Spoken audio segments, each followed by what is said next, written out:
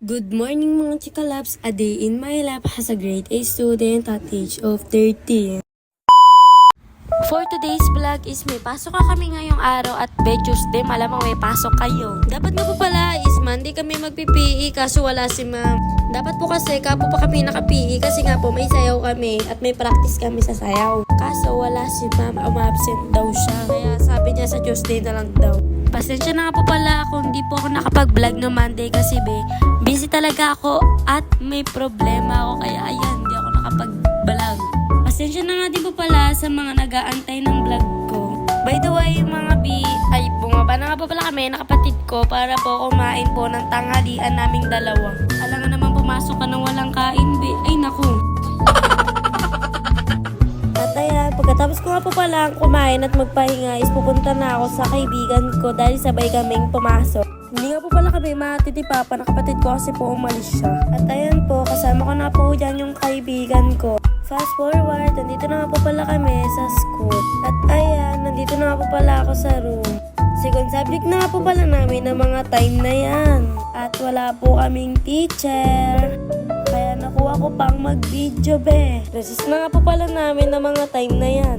Pababa na nga po pala kami dyan ng kaklase ko para po bumili ng pagkain namin. Dahil kailangan kumain tayo para tumalino OA. At palabas na po kami pero andito pa din kami. Ang tagal naming dalawang maglakad.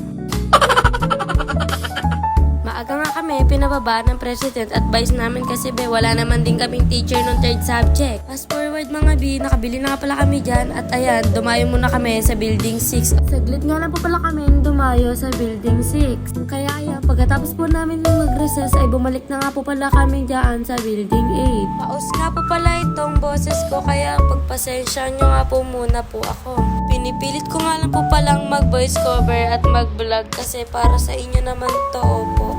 Fast forward nga po pala is bumaba nga po ulit kami ng kaibigan ko dito sa court kasi po magpa-practice po kami ng sayaw sa subject namin sa MAPE Walang sawang sayaw Tapos na nga po pala kami dyan mag-practice at nakakapagod at kitang nyo naman po sa mga mukha ko na sobrang pawis na pawis ako Kasi nga sobrang init dito sa amin. At nakakyat na nga po pala kami dyan at Filipino time na po namin. Pasensya nyo na po pala kung ano itatawag sa inyo basta random. Wala nga po pala kami dyan ganong energy na kaklase ko kasi pagod na pagod kami kakasayaw. Fast forward nga po pala ulit is English time na po pala namin ngayon. At alam nyo naman mga bawal mag-cellphone habang may klase. Kasi nga kukumpisin tong cellphone ko maawa kayo Fast forward po ulit is math time na po pala namin ngayon. Uwiin na nga po pala namin, inantay na nga po pala namin si Papa para sunduin po kami. At ayan mga nakasakay na nga kami dyan ng kaibigan ko Andito na nga po pala ako sa bahay, malamang nakauwi ka na. Hanggang dito na nga lang po pala yung vlog natin. Salamat, God bless, pa-follow and like, share nga po pala ng page ko. Thanks for watching.